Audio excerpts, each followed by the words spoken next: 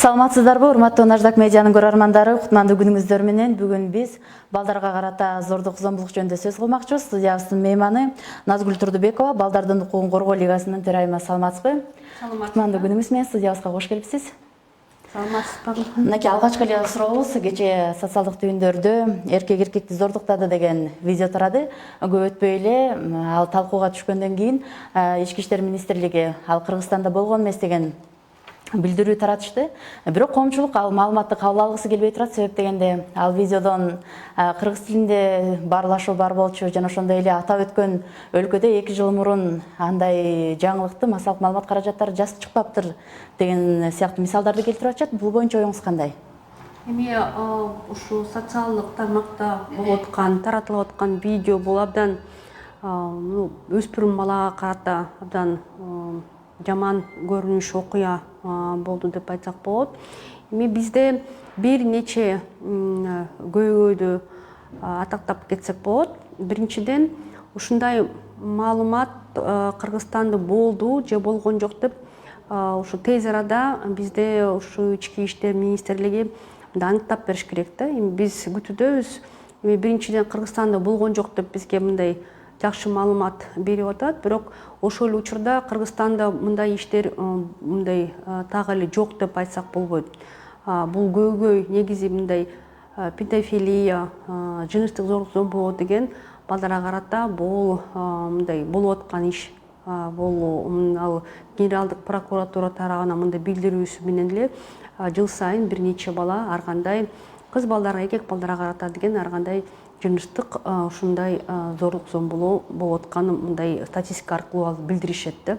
Эми мен айтып кетет элем, социалдык тармактарда бир жаман көрүнүш болду. Анан негизи ошо биздин коомчулукка адамдардын психикалык ден соолугуна деген мындай абдан тез таасир тийди деп айтсак болот. Себеби деген биринчиден мындай эгерде башка өлкөлөрдө карасак, өнүккөн өлкөлөрдө карасак деген балага карата ушундай зомбулук болуп атат деп толук кандуу эч убакта көрсөтпөйт. Себеби деген бул кандай туура эмес болуп аткан нерселерди мындай биз айтабыз социалдык тармак аркылуу деген, медиа аркылуу деген бул тиражирование, көбөйтүү, кайрадан мындай жакшыртуу жагынан көрсөтпөй, алдын алуу иштерин көрсөтпөй, чара баланы коргой турган чараларды көрсөтпөй, кайрадан ушул кандай зомбулук болуп аткан ошону көрсөткөн социалдык тармактар аркылуу деген бул мен айтып кетет элем, биринчиден бул баланын кызыкчылыгына жооп бербейт. Негизи балдардын укуктарынын принциптерине жооп бербейт, кызыкчылыктарына да жооп бербейт. Себеби деген мындан кийин кайрадан зордук зомбулоо азайбай, кайрадан көбөйүшү мүмкүн. Себеби социалдык тармактар аркылуу деген бизде Кыргызстанда мындай этикалык принциптер жакшы иштебейт. Көп учурда ушул өзүнүн сайттарын, өзүнүн бир эмелерин, агентстволорун мындай пиар кылабы дешип, кайрадан күчөтүп көрсөтүшөт да.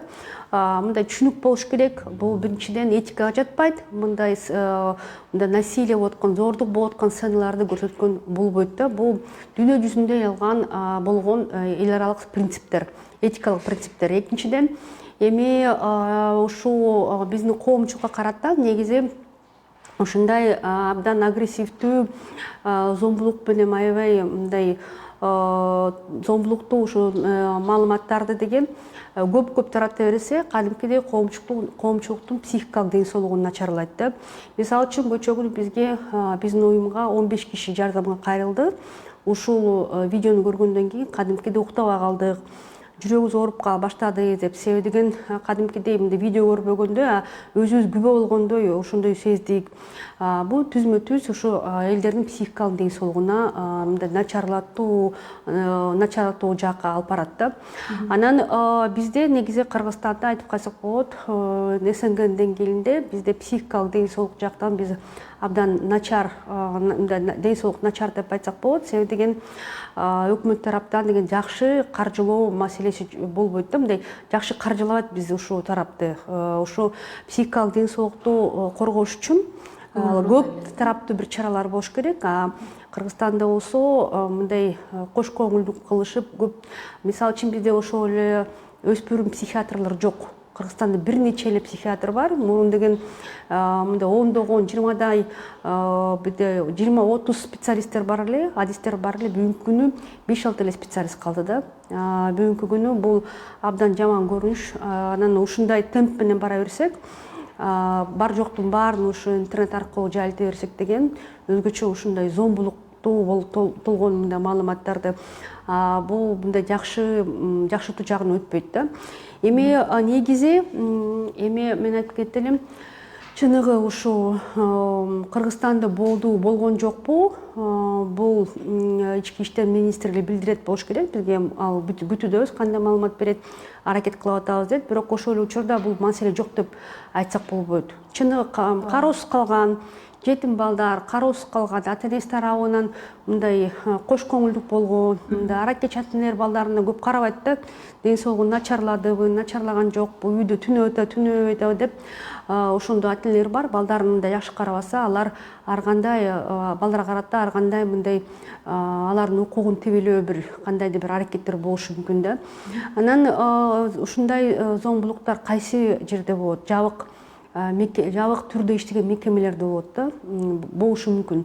Бул мисалы үчүн ар кандай жабык тигинде иштеген балдарга карата борборлор, жетим балдар үйлөрү, интернат тигинде мекемелер. Бул дүйнө жүзүндө негизи болгон тенденция да. Кайсы жерде жабык түрүндө түрмөлөрдө, колонияларда, мындай атайын спец бир кандайдыр мекемелерде канчалык жабык түрүндө иштеген мекеме болсо, балдарга карата ошончолук балдарга карата зомбулоону көрсөтүү бир рисктери ушунчолук көп да. Ошондуктан бизде балдардын укугун зомбулоодон, кыйноодон коргой турган укуктук бизде утун деңгээлинде бизде омбудсмандын институту бар. Кыйноого каршы адамды, кыйноодон дуушар болгон адамдын укугун коргогон атанын улуттук борборубуз бар. Ошондой институттар көп иштеш керек да. Андан тышкары мен айтып кетти элем, негизи ушундайга жеткизбеш үчүн деген бизде ушу өспүрүм балдардын ичинен ушу ата-энелерди, негизи баланын чөйрөсүндөгү мындай чоң адамдарды көбүрөөк окутуш керек да.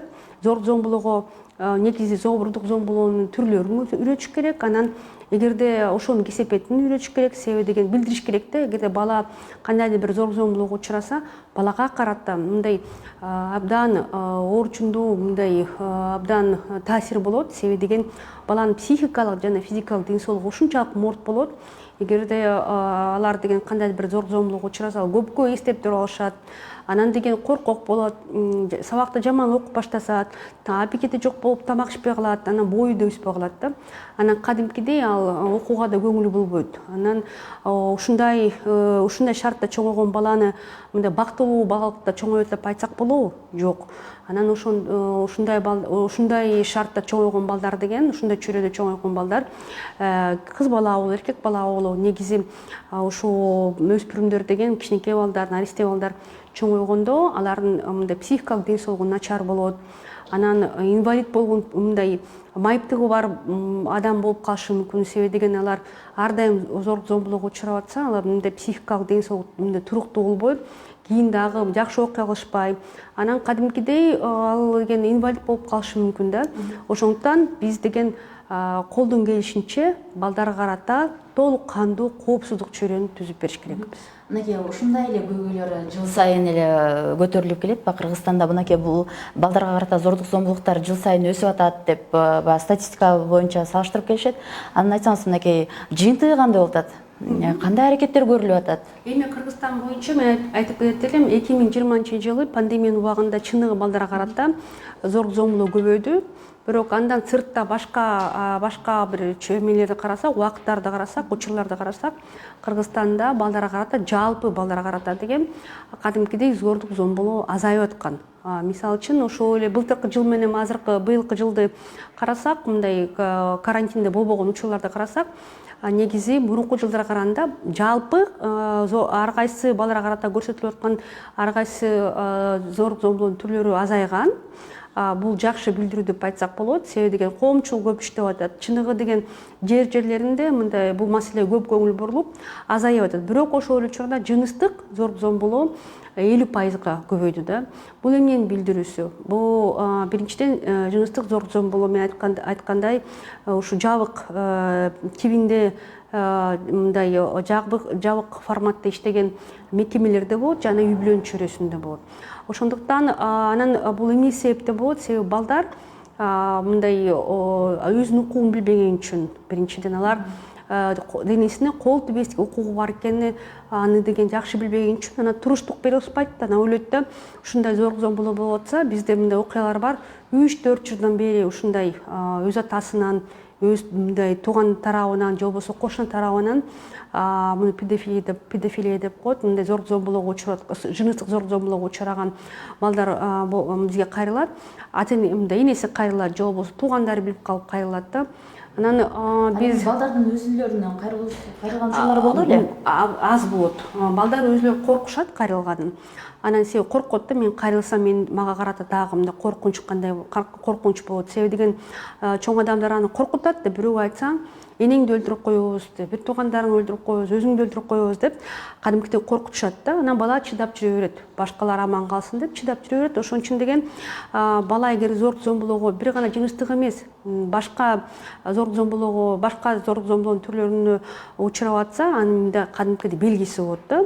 Ал үчүн деген ошол баланы менен чогуу жашап жүргөн чоң адамдар үйрөтүлүш керек, бала өзү үйрөтүлүш керек. Анан ошол мектепте иштеп аткан бала деген көп учурда мектепте жүрөт да. Ошол мектепте иштеп аткан адистер үйрөтүлүш керек да. Кайсы учурда ушул бала зорлук зомбулоого учурап атат, кантип билсе болот. Биринчиден, мурункуга караганда бала мисалы үчүн окуусу начарлап кетти, окууга көңүлү жок, тамакка актап кетти, мындай көп ооруйт, кийимдерин жакшы кийбейт, балдар менен чогуу аралашып ойнобой калды десе, анан достук түзгөнгө дагы мындай баш тартып калды десе, ал биринчи мындай белгиси болот да. Анан эгер үйгө баргысы келбесе деп, анан мындай кош көңүлдүк кылбай, кадимкидей көңүл буруп, ошо баланын тагдырын, мындай өмүрүн, ден соолугун коргоп калыш үчүн кадимкидей көңүл буруш керек да. Анан мындай балага мындай ишеним мындай жолдорун түзүп туруп, кадимкидей маек түзүп билиш керек да, үйүндө эмне болуп атат, кандай зорлук зомбулоого учурап атат. Анан жөн эле билип алып туруп унчукпай калбастан, сөз түрүндө деген ошо кайсы механизмдер бар экен, кимге кайрылыш керек экен, кандай балага жардам түзүп бериш керек экен. Мыйзам чегинде бизде бала укуктуу, мисалы үчүн юридикалык жардам алганга укугу бар, бекер психологиялык жана социалдык жардам алганга жана медициналык жардам алганга укугу бар да. Ошол жардам түзүп бергенге мектептин ар бир адиси деген мындай түшүнүгү болуш керек. Анан каалоосу да болуш керек, анан мындай өзүн мындай умтулуш керек да, ушул мектептеги кимди көрбөсөң, ар бир балага карата деген, эгерде ал зорлук зомбулоого учурап атса, кадимкидей коопсуз чөйрө түзүп бериш керекге, мындай кадимкидей мындай каалоосу болуш керек да. Ал үчүн ушул мектепте иштеп аткан ар бир адисти окутуп чыгыш керек да. Чоң рахмат, ыраазычылык билдиребиз. Анан дагы эң акыркы суроом бул, эгерде ушундай учурга кабылган учурлар болуп калган болсо, кайка кайрылыш керек, кандай жолдор менен кайрылыш керек, ошону айта кетсеңиз. Мен айтып элем, азыр мына жакшы маалымат бар. Бүгүнкү күнү ошо социалдык өнүктүрүү жана эмгек министрлиги Кыргызстан боюнча атайын өкмөттүн деңгээлинде 4 жылдык план түзүп атат. Биз да ошо иш топтун мүчөсү болобуз.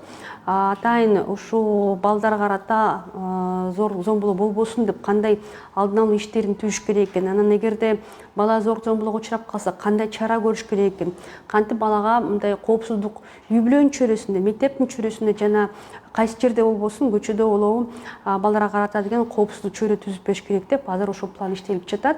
Бул 4 жылдык план. Мен ишенем, ушул план эгерде ишке ашырылып калса, бизде кадимкидей балдарга карата зорлук зомбулоо азаят деп.